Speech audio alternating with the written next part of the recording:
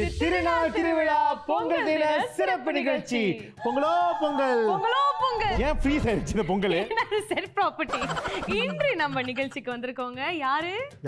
வசந்தத்துடைய அம்மாக்கள் இன்று நம்ம நிகழ்ச்சிக்கு வந்திருக்காங்க. பொங்கலோ பொங்கல், பொங்கலோ பொங்கல். நம்ம கூட இணைஞ்சிருக்காங்க ஷாமினி, சந்துரு, கோகிலா. வணக்கம். அப்ப இவங்க பேர் யார் சொல்லுவா? உஷாராணி. கொஞ்ச நேரத்தை மறந்துட்டாரு. சரி, உங்ககிட்ட ஒரு கேள்வி கேட்கணும். நீங்க 3 பேரும் எப்ப அம்மா ஆனீங்க? எங்க பிள்ளைங்க பிறக்கும்போது. அதாவது முதல்ல எப்ப அம்மா கதாபாத்திரங்களை ஏற்றி நடித்தீங்க? நினைக்கிறேன் ஒரு 35 வயசுல அப்பவே கொடுத்துட்டாங்களா? அப்பவே கொடுத்துட்டாங்க. ஆனா எப்போதுமே வந்து இந்த யங் மம்மி, மாடர்ன் மம்மி. என்ன வந்து இந்த பழைய காலத்து மம்மிலாம் அந்த மாதிரிலாம். ஆனா 35 வயசுல உங்களை அம்மா ரோல் கூப்பிடும்போது உங்களுக்கு எப்படி இருந்தது? பரவாயில்லையே, ஏன்னா 27 வயசுலயே நான் அம்மா ஆயிட்டேன்ல.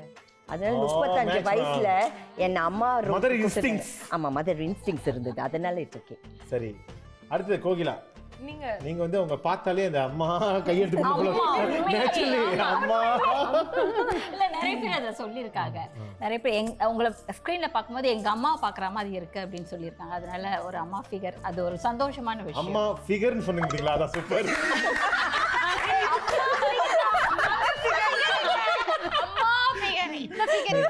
இப்போ பாக்குற ஒரு 3 பேரும் ரொம்ப அழகா இருக்கீங்க. ரொம்ப அழகா இருக்கீங்க. ரொம்ப அழகா உடுத்திட்டு வந்திருக்காங்க பாருங்க. நீங்க சொல்லுங்க, நீங்க எப்போ முதல்ல அம்மாக்கு கேரக்டர் நடிச்சீங்க? நினைக்கிறேன் நான் ஏர்லி 30sல இருந்தேன்ட்டு.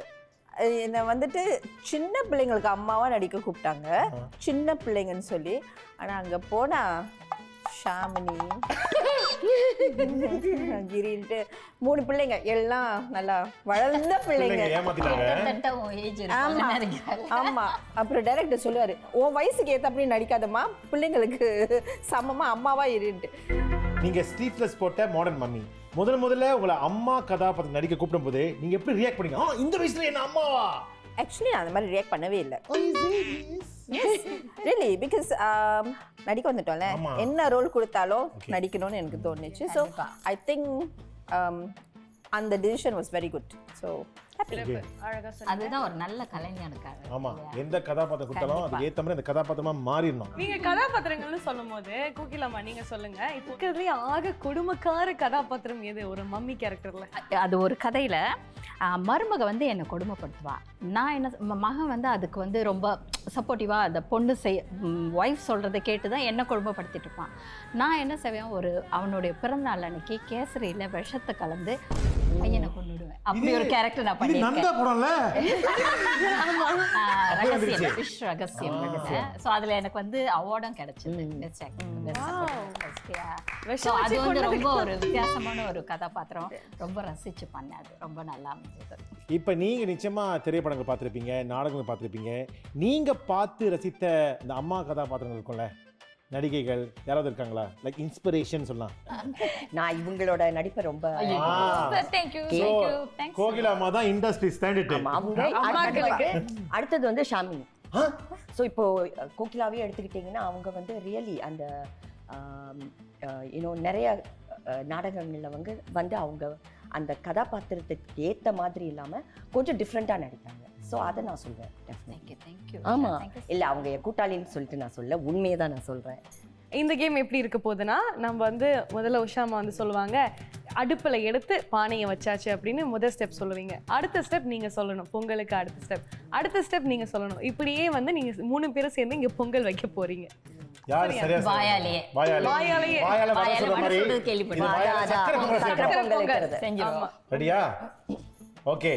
உஷா ஆரம்பிங்க. பானையை எடுத்துக்கணும்.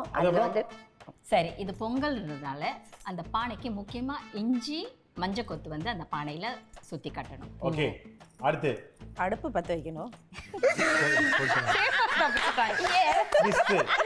பத்த வச்சாச்சு. அடுத்து ஓகே, என்ன ஊத்தணும்? என்னது அடுப்பை பத்த வைக்கணும். அப்புறம் பத்த வச்சுட்டாங்க நீங்க. ஓகே, அடுத்து நீங்க என்ன ஊத்தணும்? பானையில தண்ணி. ஆமா, தண்ணி ஊத்தணும். அதுக்கப்புறம் அரிசி போடணும். அரிசியை போடணும். ஆமா, அரிசியை போட்ட பிறகு அரிசியை கழுவணும்.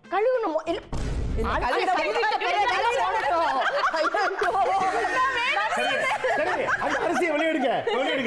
ஓகே, இப்ப அரிசியை கழுவுறோம். அவங்க கரெக்ட்டா ஃபாலோ பண்ணிட்டாங்க. தப்பா சொன்னது. ஓகே, அரிசி கழுவிட்டு இருக்கீங்க. இப்ப அடுப்புல இருந்து அந்த பானையை எடுத்து முதல்ல அரிசி கழுவுறோம். கழுவுன பிறகு இல்ல என்னுடைய ஸ்டெப் வேற மாதிரியே. Okay, நான் பானை அடுப்புல வச்சுட்டு தண்ணி ஊத்தி அதுக்கு நிறைய பால் ஊத்தணும். அந்த பால் பொங்கும் போது தான் வந்து நம்ம வந்து அந்த தீபாவளி. சரி, இப்ப யாரோட மெத்தட் போலாம்? நம்ம இவங்க கிட்ட இருந்து திரும்ப போலாம். தண்ணி ஊத்தியாச்சு. தண்ணி ஊற்றின அப்புறம் வெயிட் பண்ணணும் பொங்குறதுக்கு. அப்புறம் சர்க்கரை போடணும். சர்க்கரை போடணும். வெல்லம், அந்த வெல்லம்லாம்.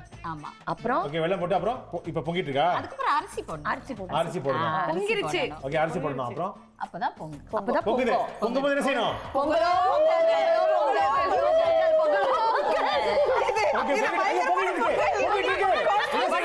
பொங்கிட்டு இருக்கு, என்ன செய்யணும்? அடுப்பு கொஞ்சம் சிம்ல வைக்கணும். ஓகே, இறங்குது, பால் இறங்குது. இப்ப அதை புரிஞ்சு அதுக்கப்புறம் அது அந்த கிண்டிட்டே இருக்கணும். அது அந்த தண்ணி வத்துற வரைக்கும். நெய், cashew nut எல்லாத்தையும் சேர்க்கணும். ஏலக்காய். நீங்க ஆமா ஆமா ஒன்லி பாடி லாங்குவேஜ் தான்ப்பா, உள்ள ஒண்ணு கிடையாதுப்பா. ஓகே, ஆமா போட்டுட்டீங்க. அடுத்து சோ இப்ப முடிஞ்சிச்சா? Okay. ஏலக்காய். அதுக்கப்புறம் ஷாமினி சொன்ன மாதிரி நெய்ல வந்து முந்திரி பருப்பு, அந்த கிறிஸ்மஸ் பழம் எல்லாம். கிறிஸ்மஸ் பழம். கிஸ்மிஸ். பாரு, கிஸ்மிஸ். அதுக்கும் என்ன தான் பாக்குறாரு. அங்க பொங்கலாச்சும் வெளியே எடுக்கல, வெளியே எடுக்காத. அதுக்கப்புறம் அதெல்லாம் வந்து உடனே பொங்கல் எடுத்து ஒரு பானையில வைக்கணும். பானையில வெளியே எடுக்கிறீங்க. இப்ப ஐயோ, சுடுது சுடுது சுடுது சுடுது. அது ஏன் அப்படி எடுக்கிறீங்க? கையில க்ளோவ் போட்டு தானே எடுக்கணும். அது ஏன் அப்படி எடுக்கிறீங்க? நீங்க சொல்லுங்க, அடுத்த ஸ்டெப் சொல்லுங்க. என்ன அடுப்புல இருந்து இறக்கி வச்சு சாமிக்கு படைக்கணும். படிச்ச பிறகு படைச்ச பிறகு சாப்பிடணும். முக்கியமான அதுக்கப்புறம் கும்பிட போட தெய்வம். ஒரு நிமிஷம். நீங்க எல்லாரும் வந்து பொங்கல்ல என்னென்ன இன்கிரிடியன்ஸ் இருக்குன்னு, சக்கரை பொங்கல் என்னென்ன இன்கிரிடியன்ஸ் இருக்குன்னு லிஸ்ட் அவுட் பண்ணுங்க. ஆமா சொல்லுங்க. ரைஸ், பால், ஏலக்காய், முந்திரி பருப்பு, அந்த நெய், கிஸ்மிஸ் பழம். சரி, ரொம்ப அழகா 3 பேர் வந்து நீங்க பொங்கலை பொங்க வச்சு சக்கரை பொங்கல் செஞ்சுட்டீங்க. அது பெரிய கைத்தட்டு. ஜாலியா நம்ம விளையாடிட்டோம். தொடர்ந்து இதே மாதிரி நம்ம வந்து மத்த விளையாட்டுகள் விளையாட போறோம். சரியா? இப்போ ஒரு குட்டி பிரேக் போயிடலாமா? ஓகே. இது திருநாள் திருவிழா பொங்கல் தின சிறப்பு நிகழ்ச்சி.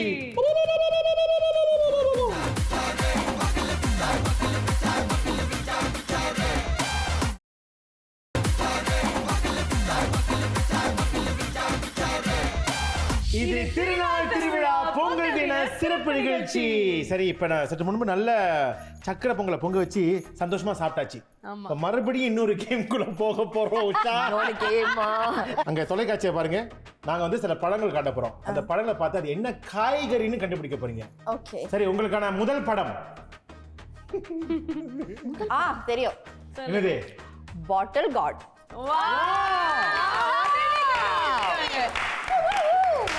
பாட்டில் பாத்திரம் என்ன தெரிஞ்சிருது. இது என்னது? Spinach. Modern mummy. Okay okay, அடுத்த படம். கேபேஜ். வாவ், இவங்க ரொம்ப ஸ்மார்ட். எப்படியா? நான் ஒரு நாள் ஃபுல்லா உட்கார்ந்து யோசிச்சிட்டு இருந்தேன். உஷா பாருங்க, அப்படியே டிவியை பார்த்துக்கிட்டே இருக்காங்க. வந்து சரி உஷா. மஷ்ரூம். வந்துட்டோம்ல. ஓகே, அடுத்த படம். இதுதான் கஷ்டம். இது கண்டுபிடிச்சிட்டாங்க. I don't know what to say. எனக்கே தெரியல, உங்களுக்கு தெரியும்? எனக்கு மட்டும் தான் தெரியும். Pumpkin. சொல்லுங்க, எப்படி கண்டுபிடிச்சீங்கன்னு சொல்லுங்க. ஆமா, Pumpkin. correct.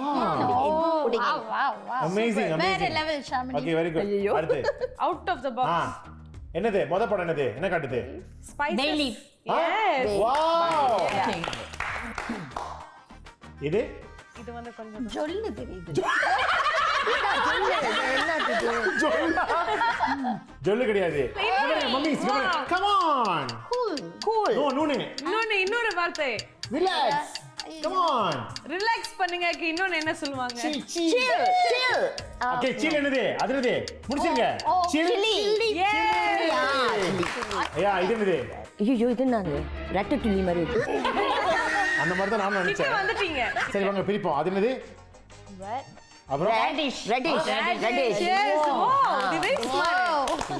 இப்ப தெரியுது, அடிக்கடி சந்தைக்கு தான் போயிட்டே இருக்காங்க. Okay, next. இது ஒரு ஸ்பைஸ். இப்பவே நான் சொல்லிடுறேன். அது என்னது? First rose. ஓகே, பக்கத்துல என்ன செய்யறோம்? ரோஸ்மெரி. ஓகே இது ஸ்வீட் ஹனி கேண்டி. இல்ல இது வெஜிடபிளா? வெஜிடபிள்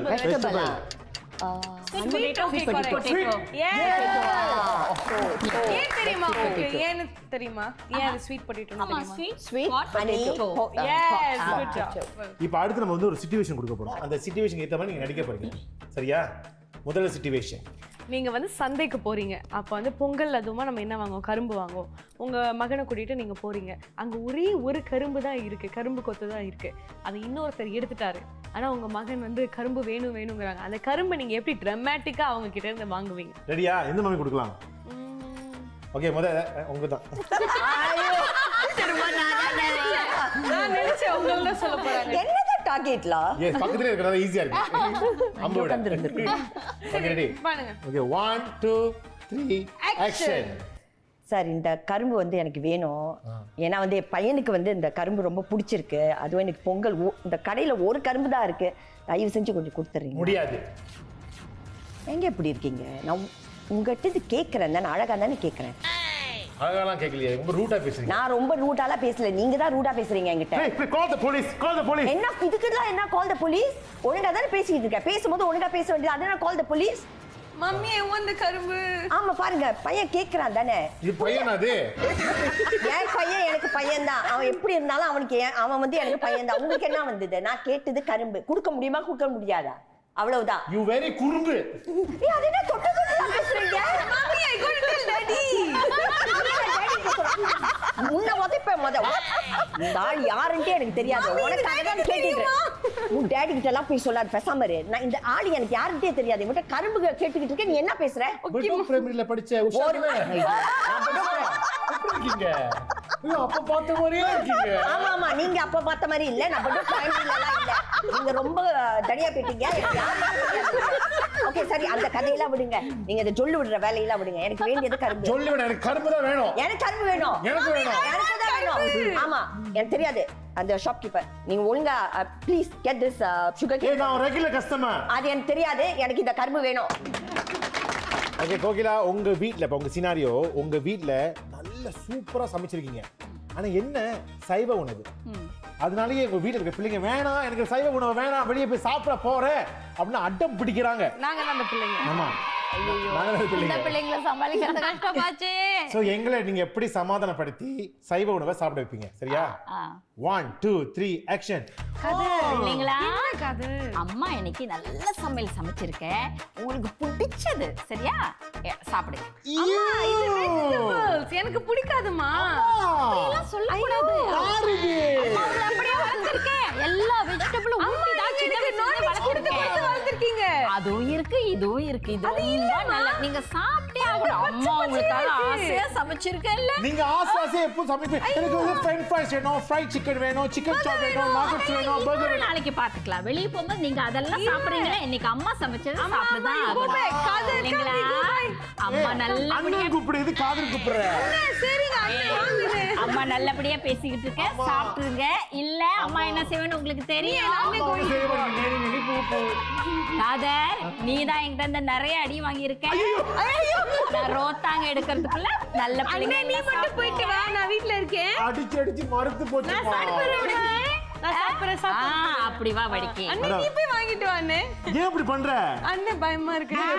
ஏன் எப்போதும் பொங்கலுக்கு சைவ உணவு தான் சாப்பிடணும்? Why can't be different? உடம்புக்கு நல்லதுடா. என்ன சொல்ற பேச்சு கேட்க மாட்டீங்க. நான் சைவ உணவு சாப்பிட்டு தான் இருக்கேம்மா. நம்ம நைட் போய் சாப்பிடலாம். இப்ப அமைதியா சாப்பிடலாம். அப்படியா? நம்ம ஸ்னீக் அவுட் பண்ணிடலாம். சாப்பிடுங்க.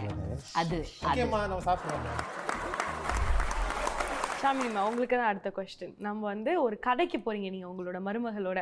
அங்க வந்து உங்களுக்கு பிடிச்ச புடவை ஒண்ணு இருக்கு. ஆனா உங்களுக்கு மருமகளுக்கும் அதே புடவை பிடிச்சிருக்கு. அதை எப்படி நீங்க கன்வின்ஸ் பண்ணி? ஆமா, மாமியார் மருமகள் பிரச்சனை. அம்மாவோட கேரக்டர் தானே பார்த்திருக்கோம். இது மாமியார் மருமகள் பிரச்சனை.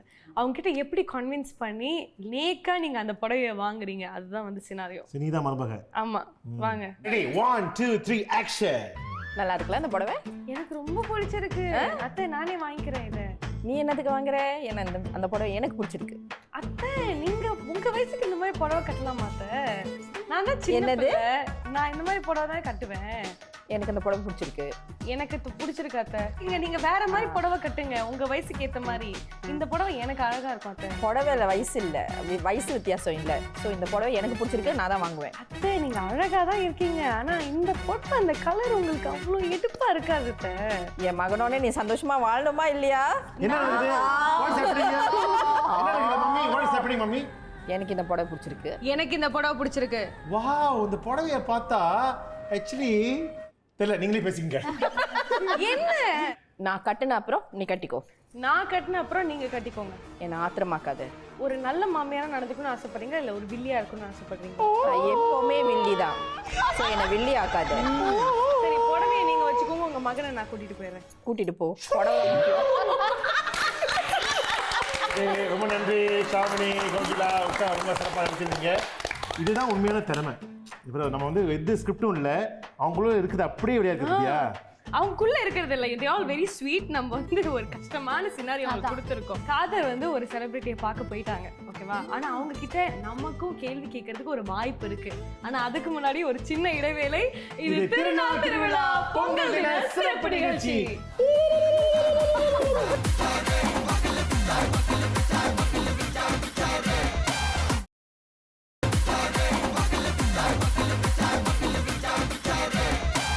இன்றைய நிகழ்ச்சியில் நம்ம பிரபலத்தை அறிமுகப்படுத்த நான் பெருசாலாம் ஒன்றும் பேச தேவையில்ல.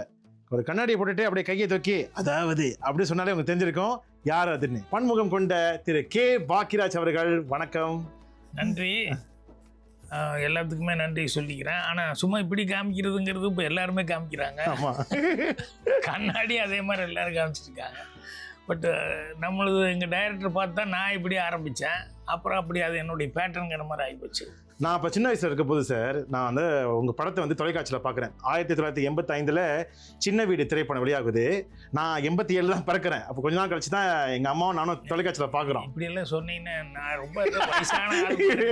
சின்ன வீடு இப்போ தான் பிறக்குறீங்கன்னா எங்க எத்தனை படம் தள்ளி சின்ன வீடு இல்லை, ஏன்னா அப்ப பார்த்த ஒரு விஷயம் இப்ப சமீபத்துல பார்க்கும்போது எனக்கு புரிஞ்சுது சார். சரி, சின்ன வீடுல அந்த ஓப்பனிங் ஷாட் இங்க டைட்டில்லாம் வருது, ஆளுங்க சாமி கும்பிடுறாங்க, அப்புறம் சாமி சிலையை காட்டுறீங்க, அப்படியே ஜூம் பண்ணி போகும்போது அந்த தலைக்கு மேல இருக்கிற கங்கைக்கு பக்கத்துல சின்ன வீடுன்னு டைட்டில் போடுறீங்க சார். அப்படி ஆரம்பிக்கும் போது யோசிச்சேன், என்னது இவ்வளவு தைரியமா அப்படி இப்படி ஆரம்பிச்சிருக்கீங்களேன்னு. கடைசியில போஸ்டரை பார்த்தா அங்க வந்து எங்க மனைவி கூட வந்து பக்கத்துல இருந்து ஒரு போட்டோ எடுக்கும்போது கையில இன்னொரு எங்க சைட்ல வந்து அவங்க ஹீரோயின் இருக்காங்களே, அவங்க கையை பிடிச்சிட்டு இருக்காரு அவரு. இந்த மாதிரி வித்தியாசமா டேபுன்னு சொல்றப்பற விஷயங்களை உடைக்கிறதுக்கு எப்படி சார் அந்த தைரியம் வந்துச்சு அந்த காலகட்டத்துல? அப்படி இல்லை, அதாவது சொல்லுவாங்கல்ல இளங்கன்று பயமறியாது அப்படின்னு சொல்லிட்டு, அந்த மாதிரி சினிமாவுக்கு உள்ள வந்த நேரம், ஆரம்பித்த நேரம். அதனால் நமக்கு என்ன தோணுதோ, நம்ம எதெல்லாம் என்ஜாய் பண்ணோமோ, எதெல்லாம் ரசித்தோமோ அதெல்லாமே கொஞ்சம் சொல்லி பார்ப்போமே. ஏன்னா நம்ம ரசித்த மாதிரி ஜனங்களும் ரசிக்கிறதுக்கான வாய்ப்பு இருக்குது. ஸோ நம்ம கொஞ்சம் வித்தியாசமாக ஏதாவது ஒன்று பண்ணணுமே அப்படின்னு சொல்லும்போது, இந்த டைட்டில் வைக்கிறதுலேருந்தே ஒரு டிஃப்ரெண்ட்டாக இருக்கணும் அப்படின்னு சொல்லிட்டு. ஏன்னா டைட்டில் வந்து நெகட்டிவாக வந்தால் அது சரியாக வராது அப்படின்னு ராங் சென்டிமெண்ட்டுன்னு எல்லாம் பயப்படுவாங்க. நமக்கு ஓப்பனிங்கே சுவர்களா சித்திரங்கள், அப்புறம் உருகை ஓசை, அப்புறம் மௌன கீதங்கள், விடியும் வரை காத்திரு, இன்று போய் நாளை வா, இப்படி பேட்டர்ன் வந்து இப்படி வந்துடுச்சு. அது அப்படி வந்ததுனால என்னன்னா அது நல்லா சக்ஸஸ்ஃபுல்லாக வந்துடுச்சு. அதனால எனக்கு எந்த விதமான இதுவும் வரல. இப்போ உங்களை பற்றி பேசும்போது ஸ்க்ரீனில் பார்க்கும்போது வா இவர் செம்ம இன்னசென்ட், பயங்கர இன்னசென்ட்டாக இருக்காரு. ஆனால் நீங்கள் உருவாக்குற அந்த கதாபாத்திரம் உங்கள் செயல்களாக பார்க்கும்போது செம்ம இன்டெலிஜென்ட்டாக இருக்கும். இன்னசென்ட்லி இன்டெலிஜென்ஸ் சொல்லுவாங்களே, அந்த மாதிரி நீங்கள் நிஜ வாழ்க்கையில் நீங்கள் ஒரு இன்னசென்ட்லி இன்டெலிஜென்ட்டாக ஆளா சார்? இல்லை, இன்னசென்ட் அப்படிங்கிறது வந்து அந்த மாதிரி நிறைய பேர் லைஃப்பில் இருக்காங்க. அவங்க வந்து சில விஷயங்களில் சிலது கெட்டிக்காரத்தனமாக இருப்பாங்க, சில விஷயங்களில் இன்னசென்ட்டாக இருப்பாங்க. ஸோ அந்த மாதிரி நேச்சுரல் கேரக்டர்ஸை வந்து வச்சே படம் பண்ணலாமே. அந்த மாதிரி கேரக்டர்ஸ் எல்லாம் ஒரு ஹீரோன்னா அதிபுத்திசாலித்தனமாக பயங்கர பராக்கிரமங்கள் அதெல்லாம் செய்கிற மாதிரி இப்படித்தான் இருக்கணும் அப்படிங்கிறது இல்லை. ஒரு நார்மல் நம்மளை மாதிரி பக்கத்து வீட்டுக்காரன், எதிர்த்து வீட்டுக்காரன், இந்த மாதிரி கேரக்டர்ஸ் கூட நிறைய பேர் இருக்காங்க இல்லையா? ஸோ அந்த மாதிரி கேரக்டர்ஸ் வச்சு கூட செய்யலாமே. அதில் அவங்களுடைய அந்த இன்னசென்ட் அதை வச்சு காமெடியெல்லாம் ஒர்க் அவுட் பண்ணலாமே, அதுலேயும் வருமே அப்படின்னு சொல்லிட்டு அந்த மாதிரி நான் ஒரு பேட்டர்னில் ஆரம்பித்தது தான் அந்த கேரக்டரைசேஷன். வந்து என்னோடய கேரக்டரைசேஷன் அப்படி வருது. இப்போ நீங்கள் சொன்னீங்களே நிறைய அதிகமாக வெளிப்படுதுன்னு, பன்முகம் அப்படி சொல்லலாம். அதே மாதிரி நிஜ வாழ்க்கையில் நீங்கள் வந்து ஒரு எழுத்தாளர், நீங்கள் இயக்குனர், நடிகர், தயாரிப்பாளர், இது மாதிரி பன்முகம் இருக்கு, அதே நேரத்துல ஒரு இசை அமைப்பாளராகவும் வந்திருக்கீங்க. இது நம்ம ஆளு திரைப்படத்துல நீங்க இசை அமைச்சிருக்கீங்க. என்ன சார் கையெடுத்து கும்பிட்டீங்க? இல்ல அது வந்து பை ஆக்சிடென்ட்டா நடந்த ஒரு சமாச்சாரம். ஏன்னா அது முறையா நான் வந்து கத்துக்கிட்டு வரல. சினிமாவில் இது எப்படி வந்து அது எப்படி வந்துன்னு யோசிச்சு பார்க்கும்போது கதையோட ஒன்று சம்மந்தப்பட்டது தான். கதைனா வசனத்தோட சம்மந்தப்பட்டது தான் நடிப்பு, அந்த இயக்கம் எல்லாமே இது ஒன்றுக்கு ஒன்று ஒரு சின்ன ரிலேஷன்ஷிப் இருந்துகிட்டே இருக்குது. மியூசிக்கும் அது மாதிரி ஒரு சின்ன ரிலேஷன்ஷிப் உள்ள ஒரு சமாச்சாரம். எனக்கு என்ன அறியாமல் அது எப்படியோ அப்படி வந்துடுச்சு. சின்ன வயசுலேருந்து ஒரு நிறைய பாட்டுக்கடெல்லாம் கேட்டு அது நம்மளை அறியாமல் மைண்டில் இருந்திருக்கும். ஸோ நான் பாடல்கள்லாம் ரசிக்கிற ஆளாக மட்டுமே இருந்திருப்பேன். நானே பாடல்கள் வந்து ஒரு டியூன் போடுற அளவுக்கு எனக்கு வரும் அப்படிங்கிறது வந்து ஒரு விபத்து மாதிரி தான். திடீர்னு அது ஏதோ ஆரம்பித்தோன்னே அது நல்லா தான் இருக்குது, அது இன்னொரு தடவை பண்ணுங்கள், அப்படி பண்ணுங்கள் அப்படின்னு சொல்லும்போது எனக்கு சொல்லிக் கொடுக்க வந்தவர் வந்து என்னை என்கரேஜ் பண்ணார். அப்போ சார் உங்களுக்கு கீபோர்டு ஹார்மோனியம், அதான் ஹார்மோனி கற்றுக்கிறதுக்காக உட்காந்து அவர் ஆரோகணம் அவரோகணம்னு சொல்லி கொடுத்து அதெல்லாம் பண்ணும்போது அந்த ஸ்கேல் அவர் வாசிச்சுட்டு இது பண்ணும்போது அந்த சவுண்டில் வந்து எனக்கு என்ன தெரியாமல் டியூன் ஏதோ வந்தது. அப்போ நான் அவர்கிட்ட கேட்டேன், சார் ஏதோ டியூன் வர்ற மாதிரி இருக்குது, இது கரெக்டாக இருக்குமா என்னன்னு தெரியலன்னு. பாடுங்க, பல்லவி வரைக்கும் வந்துட்டான், பல்லவி வரைக்கும் ஒரு டியூன் பாடுங்க. நான் யாரோ சொன்னாங்க என்னென்னு ஒரு வண்ணக்கிளி இந்தபடி வந்ததுன்னு, நிஜமா அது நிஜமா அப்படின்னு கரெக்டாக இருக்கு அப்படின்னு சொல்லிட்டு அது கவுண்டருன்னா ஊரே சொன்னாங்கன்னு பொண்ணு பாடுற மாதிரி வரும். அப்புறம் உடனே சரி இதுக்கு சரணம் வந்து போட்டிங்களா? இல்லை சார்னா சரணம் ட்ரை பண்ணுங்களேன், பல்லவி 2 தடவை நான் அப்படியே பண்ணுறேன், வாசிக்கிறேன், நான் நீங்கள் சொன்னது அப்படியே வாசிக்கிறேன் என்ன ஓகேன்னா. அப்போ 2 தடவை பல்லவி இது பண்ணும்போது அப்படின்னு சொல்லிட்டு அடுத்தது நான் சரணம் ஸ்டார்ட் பண்ணேன். அப்போ அந்த சரணம் ஸ்டார்ட் பண்ணி வந்ததுக்கப்புறம் அது வந்து நல்லா இருக்குது அப்படின்னு சொல்லிட்டு உங்களுக்கு கரெக்டாக வருது அப்படின்னாங்க. ஸோ அப்போ வந்து எனக்கு டியூன் வருதுங்கிறத வந்து அவர் சொல்லி தான் எனக்கே தெரிஞ்சது. இது ஒரு நாள் ஒரு காமெடி ஒன்று நடந்தது. என்ன காமெடின்னா, ஜெயசுதாஸ் சார் பாடுறதுக்காக கூப்பிட்டுருந்தோம் ஒரு படத்துக்கு. அப்போ நான் தான் மியூசிக்னு சொன்னோன்னே அவர் வந்துட்டு அதுக்கப்புறம் வந்து என் பக்கத்தில் வந்து அந்த ஏதாவது ஒரு சின்ன டவுட் வந்ததுன்னா எனக்கு அசிஸ்டன்ட் பண்ணுறதுக்கு இருப்பாங்க இல்லையா ஆளுங்க, அவங்க அது ஹார்மோனியத்தில் வந்து நான் என்ன ஹம் பண்ணணும் அது வாசிப்பாங்க இல்லையா, அதனால் வாசிப்பாங்க. அது நம்ம என்ன ஹம் பண்ணுறோன்னா அது அப்படியே வாசிப்பாங்க நோட்ஸை. அவர் ஒருத்தர் உட்காந்துருந்தார், அவர் வந்து பாட்டெல்லாம் எழுதிட்டு இது பண்ணார். அப்புறம் ரெடின்னு பண்ணி அப்புறம் ஒன்று ஜெயசுதாஸ் சார், அண்ணன் தப்பாக நினைக்கக்கூடாது அப்படின்னாரு. என்னென்ன இல்லை நீங்கள் மியூசிக் டைரக்டர்னு ஞான் வந்தது இல்லைங்க, நான் வந்து எனக்கு வாசிக்க தெரியாது, நான் ஹம் பண்ணுவேன். உங்களுக்கு சொரம் இது காவா பாவா மாவா அப்படின்னு சொல்லி ஏதாவது ஒரு சின்ன டிஃப்ரென்ஸ் வந்துட்டால் கூட அதில் அவங்க வந்து வாசித்தாங்கன்னா நீங்கள் கரெக்ட் நோட் இதுதான் அப்படிங்கிறது வந்து நீங்கள் அண்டர்ஸ்டாண்ட் பண்ணிக்கலாம். ஏன்னா நான் பெரிய சிங்கர்னு சொல்ல முடியாது, கிரியேட்டரு, ஆனால் பாடும்போது ஏதாவது ஒரு சின்ன உங்களுக்கு டவுட் வந்துட்டால் கூட அவர் இது பண்ணோம். அப்போ டியூன் அவர் இல்லை, நீங்கள் அவர் விட்டுருங்க, அவர் சுதி கொடுப்பாரு, நான் பாடுறேன், அதில் நீங்கள் டியூன் பிக்கப் பண்ணிக்கலாம், அதில் டவுட் வந்தால் அதில் கேட்கலாம், அண்ணன் பாடுவோன்னா பாடுவோம் அப்படின்னு. அப்புறம் உடனே அவர் சுதி கொடுக்க சொல்லிட்டு அந்த டியூனை நான் பாடினேன். இது மதியானம் அப்படின்னு சொல்லிட்டு இப்போ என்ன எங்கே பூர்ணிமாவை பார்த்தாலும் முதல்ல எல்லாம் வந்து சார் இப்படி இருக்காருன்னா கேட்டிருப்பாங்கல்ல, சாதாரண பாட்டு பூர்ணிமா எங்கன்னு உண்டு அப்படின்னு சொல்லி கேட்டு. அப்புறம் இப்போ பூர்ணிமா எங்கே பார்த்தாலும் மியூசிக் டைரக்டர் எங்கன்னு உண்டு அப்படி தான் கேட்பாரு. பாக்யராஜ் சார் எப்படின்னு அவர் எப்படி இருக்காரு அப்படி கேட்க மாட்டாங்க சொல்லிட்டு அவர் மியூசிக் டைரக்டர்னு என்னை எங்கே பார்த்தாலும் சொல்லுவார். அதை வந்து ஒரு நாள் ஸ்டேஜில் கூட ஒரு நாள் சொன்னார். இந்த குழந்தை நட்சத்திரங்கள், அந்த குழந்தை கதாபாத்திரங்களுக்கு தனித்துவமாக நீங்கள் சில விஷயங்களை அமைச்சு கொடுத்துருப்பீங்க. இப்போ எனக்கு மைண்டில் வருதுன்னா அந்த ரகசிய போலீஸில் வந்து எனக்கு 2 அப்பா அப்படின்னு அந்த குட்டி பையனாக இருக்கட்டும், அப்படி இந்த மாதிரி பல விஷயங்கள் இருக்குது சார். அவங்க பலத்தில் வந்து கதாபாத்திரம் குழந்தை நட்சத்திரத்துக்கு வந்து தனித்துவமாக இருக்கும். இந்த குழந்தைகள் பிள்ளைங்கள் இவங்களை வச்சு நல்ல ஒரு கதாபாத்திரம் உருவாக்கணும், அது எப்படி உங்களுக்கு அந்த டைமில் அந்த ஐடியா இருந்துச்சு?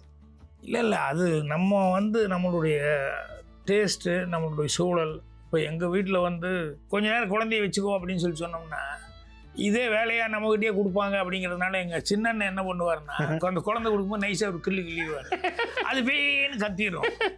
அடுத்த தடவை கொஞ்சம் குழந்தைய வச்சுக்கோன்னு சொன்னோம்னா அப்போ சின்ன பார்த்தோன்னே குழந்தை கத்த ஆரம்பிச்சிடும். அது என்னை பார்த்தாலே பயப்படுது, வரமாட்டேங்குது போ. எனக்கு அது மாதிரி கில்றதுக்கு மனசு வராது. ஐயோ பாவம் அதை போய் எப்படி கில்றதுன்னு நான் பிரியமாக எடுத்து வச்சுக்குவேன். கொஞ்சம் நேரம் போயிட்டு அவ்வளோதான் பரவாயில்ல அப்படின்னு சொல்லி.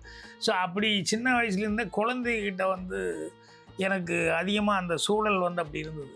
இந்த அத்தைக்கும் குழந்தை இருந்தது, அந்த அத்தைக்கும் குழந்தை இருந்தது. நானே ஒரு 10-12 வயசு 13 வயசுனா கூட இந்த 1.5 வயசு குழந்தைகளை இவங்களெல்லாம் 2 வயசு குழந்தைகள் எல்லாம் கொஞ்சிட்டு இருக்கிறது வந்து எனக்கு இதாக இருந்தது. ஸோ அதனால் அந்த குழந்தைகளுடைய சூழல்லையே வளர்ந்ததுனால சினிமாவில் அந்த மாதிரி கேரக்டர்ஸ் அந்த மாதிரி இது வந்து பாவம் பண்ணும்போது சைக்காலஜிக்கலாக அவங்க எப்படி குழந்தைய எப்படி பிஹேவ் பண்ணுவாங்க, என்ன பண்ணுவாங்க அப்படிங்கிறது நம்மளை எரியாமல் கொஞ்சம் மைண்ட் ஏறிக்கும் இல்லையா, அதை வச்சுக்கிட்டு அது. சரி, நான் போய் பேட்டி எடுத்துகிட்டு வந்த அந்த காலிவுட் பிரபலம் வந்து இயக்குனர் பாக்கியராஜ். அவர் பார்க்குறதுக்கு உண்மையிலே பயமாக இருந்தது, ரொம்ப ஸ்ட்ரிக்டாக வந்தார். ஆனால் உட்காந்து பேசும்போது தான் அவர் ஒரு ஃபிலிம் காலேஜ்னு தெரிய வந்துச்சு. அவ்வளோ விஷயங்கள் கற்றுக்க முடிந்தது. நீங்கள் அவர் கூட வேலை பார்த்துருக்கீங்க, தாவணி கனவுகள், அந்த திரைப்படத்தில் நடித்த அனுபவம், அப்படி எப்படி வந்து உங்களை டைரக்ட் பண்ணாரு, என்னென்ன விஷயங்கள்லாம் நீங்கள் கற்றுக்கிட்டீங்க சொல்ல முடியுமா கோகிலா? அது நிறைய இருக்குது சொல்கிறதுக்கு. அதில் வந்து அவருக்கு 5 தங்கச்சி அப்படின்னு சொன்னோன்னா 5 தங்கச்சிங்களை அந்த ஆர்டிஸ்ட்டை வந்து தேட ஆரம்பித்தாங்க. ஸோ அந்த மாதிரி எல்லா ஆர்டிஸ்ட் எல்லாம் வந்து செலக்டட், நாங்கள் 5 பேரும் செலக்டட். அப்போ என்ன செஞ்சாங்க, இது வரைக்கும் யாருமே செய்யாத ஒரு விஷயம் அவங்க செஞ்சாங்க. அதாவது ஷூட்டிங்க்கு முன்னாடியே எங்கள் எல்லாரையும் ஆடியன்ஸ்க்கு இன்ட்ரடியூஸ் பண்ணணும் அப்படின்னு சொல்லிட்டு ஒரு பெரிய லாரின்னு சொல்லலாம், அதை நல்லா டெக்கரேட் பண்ணி எங்கள் எல்லாரையும் அந்த லாரியில் வச்சு அவரும் பாக்கியராஜ் சார் எல்லாருமே வந்து மவுண்ட் ரோட்ல ஊர்வலமாக எங்களை கூட்டிகிட்டு போனாங்க. ஆமாம், அது ஒரு அப்படியே ஆரம்பிச்சாங்க. அதுக்கப்புறம் கோபிச்செட்டிப்பாளையமில் தான் முக்கால்வாசி ஷூட்டிங் நடந்தது. அந்த கிராமங்கள் எல்லாமே அங்கே தான் செட் போட்டு பண்ணியிருந்தாங்க. ஸோ நாங்கள் எல்லாமே ரொம்ப நாள் அங்கே இருந்து ஒரு உண்மையிலே ஒரு குடும்பம் மாதிரி ஆகிட்டோம். பாக்கி ஸோ ஸ்வீட், ரொம்ப அந்த பந்தா அதெல்லாம் எதுவுமே கிடையாது. ஈவன் சிவாஜி சார் கூட அவர் கூட நடிக்கிறதெல்லாம் உண்மையிலே எப்போவோ பண்ண ஒரு புண்ணியம் தான் நான் நினைக்கிறேன். ஸோ அவரும் அப்படி தான், அது கவலையே நம்ம பயப்படவே வேண்டாம் அவர்கிட்ட. அவர் ஜோக்கெல்லாம் அடிப்பார். அவர் சொல்லுவார், என்னங்கடி கிளிசரு உங்கள் கண்ணில் கிளிசரு போட்டால் மூக்கில் உங்களுக்கு தண்ணி வருது, அந்த மாதிரியெல்லாம் ஜோக் அடிப்பார். ரொம்ப நம்மளுக்கு அந்த பயமே இல்லை அவர் கூட நடிக்கிறது. ஸோ அதெல்லாம் ரொம்ப நல்ல அனுபவம். இவர் பார்த்திபன் சார் வந்து அதில் அசோசியேட் டைரக்டர். டெக்னிக்கலாக எனக்கு அப்போ வந்து அதெல்லாம் பார்க்க தெரியல. அப்போ நான் சின்ன வயசு தானே, அப்போ தான் ஃபீல்டுக்கு வந்த புதுசு. ஸோ டெக்னிக்கலி கேட்டிங்கன்னா எனக்கு அது தெரியாது. ஆனால் இன்னைக்கு வரைக்கும் ஸ்க்ரீன் பிளே கிங்னா அவரை சொல்லலாம். நிச்சயமா அதை வந்து எந்த மறுப்பும் கிடையாது. ஸோ அந்த மாதிரி அந்த கதைகள், அந்த சீன்ஸ்லாம் உங்களுக்கு நல்ல ஞாபகம் இருக்கும்.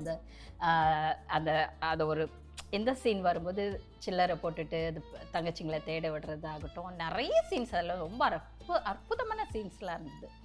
என்றைக்குமே அது எனக்கு ஒரு பெருமை சேர்க்கக்கூடிய ஒரு படம்னு நான் சொல்லுவேன். இப்போ நீங்கள் 3 பேருமே பாக்யராஜ் சார் கிட்ட கேள்வி கேட்கறதுக்கு ஒரு வாய்ப்பு இருக்குது, சரியா? அதனால நம்ம முதல்ல ஷாமினி கிட்ட இருந்து ஆரம்பிச்சிருவோம்.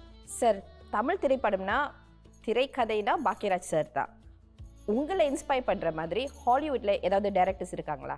நான் பார்த்த படத்துக்கும் இன்றைக்கும் என் லைப்ரரிக்காரன் வந்து சொல்லுவாங்க, நான் போய் ஏதாவது வீடியோ அந்த காலத்தில் கூட VHS அதெல்லாம் எடுத்து பார்ப்பேன் இல்லையா, அந்த லைப்ரரி ஆள் வந்து பூர்ணிமா கிட்ட என்னங்க உங்கள் வீட்டுக்காரர் பார்க்குற படத்துக்கும் அவர் எடுக்கிற படத்துக்கு சம்மந்தமே இல்லை. ஏன்னா படம் பார்க்கும்போது நான் சினிமா ரசிகனாக வந்து நான் ஆக்ஷன் அடிதடி இதெல்லாம் கத்தி கபடா இந்த போஸ்டல் இதெல்லாம் இருக்கணும், துப்பாக்கி இதெல்லாம் இருந்தால் தான் நான் படம் எடுத்து பார்ப்பேன். ஆனால் நான் பண்ணும்போது ஜென்ரல் ஆடியன்ஸுக்கு தகுந்த மாதிரி காமன் மேனுக்கு உண்டானதான் நான் வந்து படம் பண்ணுவேன். வணக்கம் சார், எப்படி இருக்கீங்க? ரொம்ப நாள் கழித்து மீட் பண்ணுறோம். சரி, இப்போ நான் உங்களை ஒரு கேள்வி கேட்க போகிறேன். இது வந்து உங்களுக்கு 3rd ஜென்ரேஷன் இல்லையா? ஸோ இந்த ஜென்ரேஷனுக்கு, அதாவது உங்கள் பேரனுக்கு நீங்கள் யாராக தெரிவிங்க? பிற்காலத்தில் அவன் வளர்ந்து பெரியவனான பிறகு என் தாத்தா வந்து ஒரு பெரிய திரைக்கதை எழுத்தாளர், ஒரு டைரக்டர், ஒரு நடிகர், ஒரு சிறந்த தாத்தா, இதில் எதுவாக நீங்கள் இருப்பீங்கன்னு நினைக்கிறீங்க? நான் வந்து தாத்தா இல்லை, அங்கிள் கூட இல்லை, அண்ணன். அவ்வளோதான். என்ன திடீர்னு நான் வயசான மாதிரி அப்படியெல்லாம் பண்ணாதீங்க. நான் எனக்கு இன்னும் ஒரு 35-40க்குள்ளேயே தான் இருக்கு. என்னை வீட்டை பொறுத்த வரைக்கும் நான் வந்து இப்போ ஒரு பேரன் தான். அவனை பொறுத்த வரைக்கும் நான் வந்து அவனுக்கு இன்னும் நான் எப்படி என்னன்னு தெரியல, ஆனால் அவனுக்கு ஒன்று மட்டும் நல்லா தெரியும். என்னென்னா தாத்தான்னா நம்ம என்ன கேட்டாலும் தாத்தா கிட்ட கிடைக்கும் அப்படின்னு சொல்லிட்டு. அவனுக்கு இன்னும் சரியாக பேச வரல, என் பொண்ணோட பையன். அவனுக்கு இன்னும் பேச வரல. அம்மா சொல்ல தெரியும், பூமான்னு சொல்லி பூர்ணிமா வந்து பூமான்னு சொல்லி கூப்பிட தெரியும், என்ன தாத்தான்னு பழிச்சுன்னு சொல்ல தெரியும். ஆனால் அவங்ககிட்ட என்னன்னா அந்த 2-3 வார்த்தைகள் வீட்டில் இருக்கிறவங்க பேர் தான் சொல்ல தெரியும். நான் என்னை பார்த்தோன்னே போபோ அப்படின்னு சொல்லுவான். ஏன்னா நாய்க்கு வந்து சாப்பாடு வைக்கிறான் கீழே போகலாம் அப்படின்னு சொல்லி மம்மம் அப்படின்னு சொல்லுவான். அப்புறம் அது விட்டா மால் மால் மால் அப்படின்னு சொல்லுவான். ட்ர் அப்படின்னு சொல்லிட்டு காரில் போகலாம் அப்படிமா.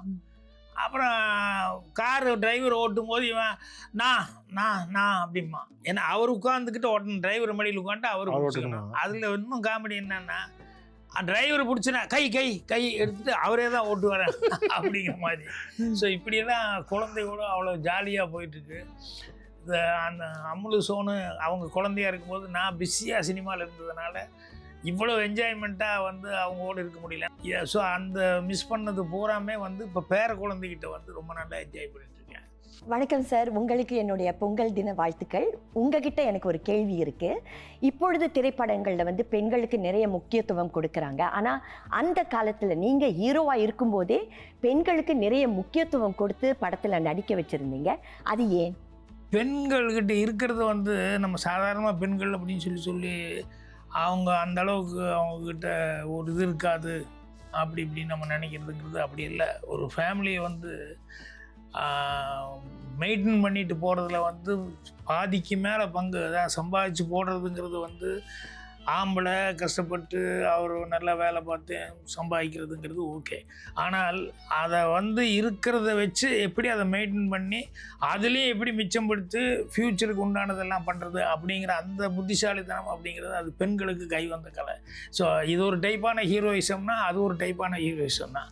ஓகே, முதல் கேள்வி, நீங்கள் நிறைய படத்தை இயக்கியிருக்கீங்க, வெற்றி படமாக அமைஞ்சிருக்கு. நீங்கள் கருதுகிற மோஸ்ட் அண்டர் ரேட்டட் படம், உங்களுடைய படம் இது வரவேற்பு கிடைக்கல அப்படின்னு நினைக்கிற ஒரு படம்? ஏன் படத்துலையா? எனக்கு 2-3 படம் எனக்கும் மிஸ் ஆகிருக்குது. இப்போ வேட்டியை முடிச்சுக்கிட்டு நான் எதிர்பார்த்த அளவுக்கு அது வந்து சக்ஸஸ்ஃபுல் வரல. ஆனால் எல்லாரும் வந்து அந்த கதையை கேட்டப்போ எல்லாருமே ரொம்ப லைக் பண்ணாங்க. பட் ஏதோ ஒரு விதத்தில் மிஸ்ஃபயர் ஆகிருக்கு. அதுக்கு ஒரே ஒரு காரணம் எனக்கு தெரிஞ்சு என்னுடைய கதையினுடைய சென்டர் பாயிண்ட் வந்து எனக்கும் ஹீரோயினுக்கும் உண்டானதாக இருக்கும். அந்த வேட்டி முடிச்சு படத்தில் என்னென்னா ஒரு அப்பாவுக்கும் பையனுக்கும் உண்டானதாக போயிடுச்சு. ஸோ அதனால் அந்த லேடிஸுக்கும் எனக்கும் இருக்கிற இந்த அது இருக்குது பாருங்கள், அந்த ஜனரஞ்சகமான மேட்ரு மிஸ் ஆகிருக்கு அப்படின்னு சொல்லி நான் ஃபீல் பண்ணேன். சரி, ரெண்டாவது கேள்வி, நீங்கள் நடிக்கவே தெரியாது நினச்ச ஒரு ஆள் இப்போ பயங்கரமாக ஹிட் ஆகிட்டாங்க, யாராவது இருக்காங்களா அந்த மாதிரி? நடிக்கவே தெரியாதனால நம்மகிட்ட வரும்போது வந்து அவங்களுக்கு என்ன வருது அப்படின்னு சொல்லி பார்த்துட்டு அதுக்கு தகுந்த மாதிரி நான் வந்து சிலது இவங்களை எப்படி மாடிஃபை பண்ணிக்கலாம் அப்படின்னு சொல்லி பண்ணுவோம். அப்படி பார்க்கும்போது பார்த்திபன்னா நடிக்கணும்னு இருந்தது, அவங்களுக்கு அசிஸ்டன்ட் டைரக்டர் ஆகணும்னு இருந்தது. கடைசியில் 2யுமே செஞ்சான். பாண்டியராஜன் அதே மாதிரி செஞ்சான். பேசிக்காக அவங்ககிட்ட இருக்கணும், இல்லாமல் வந்து வெறும் களிமண்ணை கொடுத்து இது பண்ண அப்படின்னு சொல்லி பண்ணுன்னா அது கஷ்டம். சரி, நீங்கள் நிறைய இன்டெலிஜென்டான கதாபாத்திரங்களை உருவாக்கியிருக்கீங்க. இது வேஸ்டான கேரக்டர்ஸ் ஏதாவது இருக்கா சார்? வேஸ்ட்னு நினைக்கிற கதாபாத்திரங்கள்? இல்லை, அப்படி இல்லை. என்கிட்ட இருந்து போகும்போது எனக்கு ரசிச்சு எல்லாம் தான் பண்ணுறேன். ஜனங்கிட்ட போகும்போது தான் சிலது அவங்க நினச்ச மாதிரி இல்லை அப்படிங்கிற மாதிரி. இப்போ பவுனு தான் எடுத்துட்டோம்னா அது ரெவல்யூஷனாக ஃபினிஷிங் பண்ணியிருக்கணும். நான் அது பேத்தாஸாக காவியம் மாதிரி இருக்கும், கவிதை மாதிரி இருக்கும் அப்படின்னு நினச்சேன். ஆனால் ஜனங்களுக்கு அது பிடிக்கல. இல்லை அது உடைக்கணும், பழசை உடைச்சிட்டு ஒரு புதுசாக பண்ண முடியல, பழைய மாதிரியே ஒரு பண்ணியிருந்தால் எப்படி இருக்குது அப்படிங்கிற மாதிரி சிலது சொல்லும்போது தான் நமக்கே தெரிஞ்சது. நீங்கள் உங்கள் படங்களில் நிறைய வசனங்களை பேசியிருக்கீங்க. உங்களுக்கு பிடித்த வசனம் ஏதாவது இருக்கா? சார், என் காதலி உங்களுக்கு மனைவி ஆகிட்டு வரும், பச்சை உங்கள் மனைவி எனக்கு காதலி ஆகிட்டு வராது அப்படின்னு அந்த சொல்லுவேன். அது வந்து நம்ம கல்ச்சரே, ஒட்டுமொத்த கல்ச்சரே வந்து அதில் வந்து அடங்கியிருக்கோம் வசனம். இது அதுலேயே இன்னொரு டைலாக் ஒன்று நான் சொல்லுவேன், என்னென்னா நோக்கோ சார் லோகத்தில் யோகியன்னு ஒரு ஆள் உண்டுங்க, பாலக்காட்டு மாதவன் அப்படின்னு சொல்லி அந்த மாதிரி ஒவ்வொரு படத்துலேயும் ஒவ்வொன்றும் வித்தியாசமாக இருக்கும். அது சென்டிமெண்ட்டாக இருக்கிற படங்களும் இருக்குது. இந்த திருநாள் திருவிழா நிகழ்ச்சியில் கே பாக்கியராஜ் சார் ஒரு பாக்கியமாக நம்ம கருதுகிறோம். பின்னோக்கி உங்களுடைய அனுபவங்கள் எல்லாம் பகிர்ந்து வந்தீங்க. ரொம்ப ரொம்ப நன்றி. பல விஷயங்கள் நம்ம வந்து தெரியாத விஷயம் வந்து கேட்டு நம்ம தெரிஞ்சுக்கிட்டோம். அதே மாதிரி உங்கள் மூலமாக நான் அடிக்கடி வர முடியுதோ இல்லையோ, சிங்கப்பூர், மலேசியா இந்த மாதிரி எங்கே ஃபாரின் இருக்கிறவங்க இருந்தாலும் தமிழ் மக்கள் மனசில் வந்து இந்த மாதிரி மீடியாக்கள் மூலமாக தான், இந்த மாதிரி ஓடிடி அல்லது யூடியூப் இது மூலமாக தான் எல்லாத்தையும் ரீச் ஆகிறதுக்கான சான்ஸ் கிடைக்குது. ஸோ இப்போ உங்கள் வீட்டுக்குள்ளே உங்களோட உட்காந்து பழகிட்டு இருக்கிற மாதிரி எனக்கு ஒரு உறவை வந்து பலப்படுத்துகிற மாதிரி, உறவை வந்து ஒரு நிறைவு கிடைக்கிற மாதிரி செஞ்சதுக்காக இந்த டிவி, இந்த மீடியா எல்லாத்துக்கும் என்னுடைய மனமார்ந்த நன்றி தெரிவிச்சுக்கிறேன். எல்லாரும் எல்லாமும் பெற வேண்டும், அதுதான் என்னுடைய ஒரு கோரிக்கை.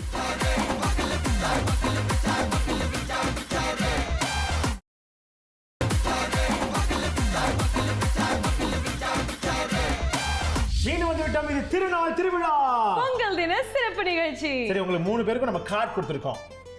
எதுக்குன்னு கேட்கணும். Thank you card. தேங்க்யூ. உங்க முன்னாள் காதலனுக்கு நீங்க எழுத போறீங்க. அதெல்லாம் இல்ல, ஏன் அவங்கள போட்டு இப்படி குழப்புறீங்க?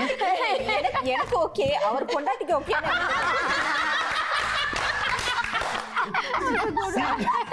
Sleeveless mummy, you are shameless. இது வந்து முன்னாள் காதலர்களாம் இல்ல, நம்ம வந்து பொங்கல்னாலே வந்து அந்த ஹார்வெஸ்ட்க்கு நன்றி சொல்ற ஒரு விதமா தான் பொங்கல் வந்து நம்ம கொண்டாடுறோம். நீங்க உங்க வாழ்க்கையில சில நபருக்கு வந்து நன்றி சொல்லாம இருந்திருப்பீங்க, இல்ல வாய்ப்பு கிடைச்சிருக்காது. அவங்க யாரு, அவங்களுக்கு இப்படி நன்றி சொல்ல போறீங்க. எழுத்தா. ஓகே, எழுதுங்க.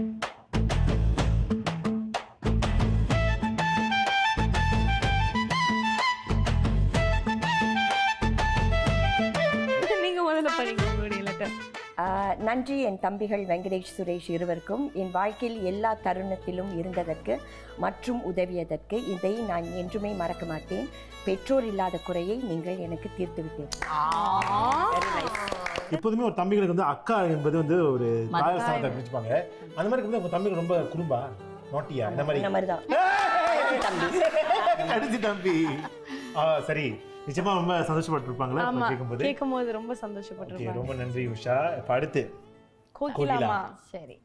டியரஸ்ட் கவியன் சுபா, என் வாழ்க்கையில் நீங்கள் வந்தது நான் செய்த மிகப்பெரிய புண்ணியம். இன்று நான் மகிழ்ச்சியாக இருப்பதற்கு நீங்கள் இருவரும் முக்கிய காரணம். நிறைய முறை நான் உங்களுக்கு நன்றி சொல்லியிருக்கிறேன். இருந்தாலும் என்றென்றும் நன்றி சொல்ல கடமைப்பட்டிருக்கிறேன். 1000 நன்றிகள். கவி அண்ட் சுபா, அவங்க இருவரும் யாருன்னு சொல்ல முடியுமா? என்னுடைய மகள்கள் ஸ்டெப் டாட்டர்ஸ். ஸோ அவங்க இந்த மாதிரி ஒரு உறவு வந்து நீங்கள் எங்கேயுமே பார்த்துருக்க முடியாது. அவங்க அம்மாவுக்கு என்ன ட்ரீட்மெண்ட், அவங்க அம்மாவை எப்படி பார்த்துக்கிறாங்களோ அதே மாதிரி அதே அளவு எந்த ஒரு குறையும் இல்லாமல் என்ன அவங்க பார்த்துக்குவாங்க. இப்போ வரைக்கும் எல்லா விதத்துலையும் எனக்கு வந்து ஒரு பக்க பலமாக தூண்களாக இருக்கிறது அந்த 2 பிள்ளைங்க. ஸோ அதுக்கு வந்து நான் என்றைக்குமே நன்றி. இன்றைக்கி சிங்கப்பூரில் வந்து நான் வந்து விவாகரத்து பண்ணியிருக்கிறேன். ஸோ இங்கே நான் யாரும் இல்லாமல் இந்த அளவுக்கு தைரியத்தோடையும் நம்பிக்கையோடையும் இருக்கிறேன்னா அதுக்கு காரணம் என் பிள்ளைங்க தான். ஸோ அதனால் என்றைக்குமே நான் அவங்களுக்கு நன்றி சொல்ல. அவங்களுக்கு இதெல்லாம் செய்ய வேண்டிய அவசியம் இல்லை. நான் வந்து அவங்களுக்கு ஒரு தமிழில் மாற்றாந்தாயின்னு சொல்லுவோம், ஸ்டெப் மதர். பட் என்னை வந்து நாங்கள் 2 பேரும் 2 கண்ணுன்னு சொல்லுவாங்க. அவங்க அம்மாவும் நானும் 2 கண்ணுன்னு சொல்லுவாங்க. அந்த அளவுக்கு பார்த்துக்கிட்டாங்க. ஸோ அதுக்கு வந்து எவ்வளோ நன்றி சொன்னாலும் அது பத்தவே பத்தாது. அவங்க சொல்லும்போது என்ன தோணுச்சுன்னா, நீங்க ஸ்டெப் மதர் கிடையாது, step up to be a mother.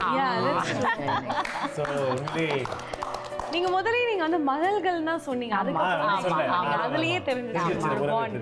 ரொம்ப அழகா சொன்னீங்க. அவங்களும் என்ன அம்மான்னு தான் சொல்லுவாங்க வெளியே. Very beautiful. சரி, அடுத்து அவங்க 2 பேரும் ரொம்ப இமோஷனலாக சொல்லிட்டாங்க. என்னோட கொஞ்சம் பிளாட் ட்விஸ்ட். முன்னாள் காதலன். அதான் நான் அப்பவே கேட்டேன், அவங்க மட்டும் யாருனாங்க? இல்லை, எனக்கு ஒரு நல்ல பழக்கம் இருக்குது. நான் எப்போவுமே எல்லாருக்கும் வந்து நன்றி சொல்லுவேன். I am very grateful to every thing. So அதை நான் ரொம்ப ப்ரௌடாக சொல்லுவேன். ஏன்னா அதை நான் தவறுதே இல்லை. ஸோ ஒரே ஒரு ஆளுக்கு மட்டும் நான் இன்ன நாள் வரைக்கும் சொன்னதே இல்லை.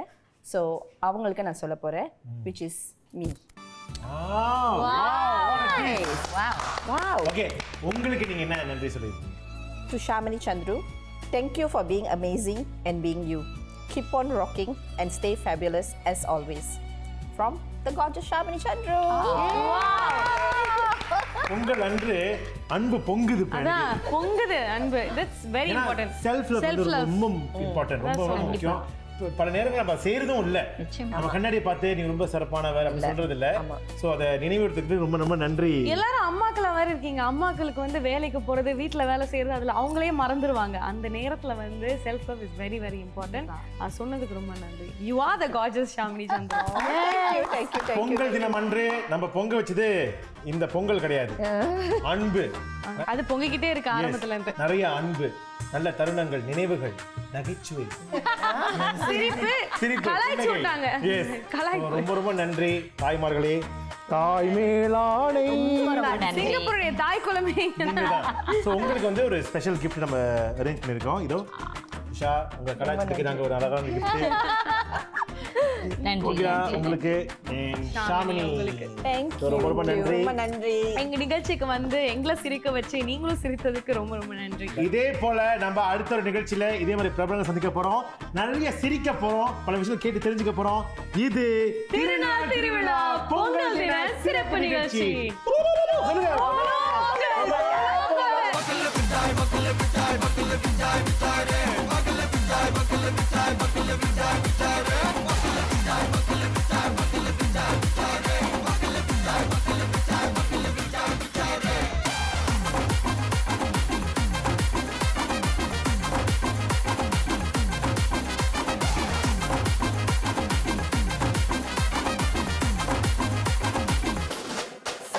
Hey buddy, are you ready?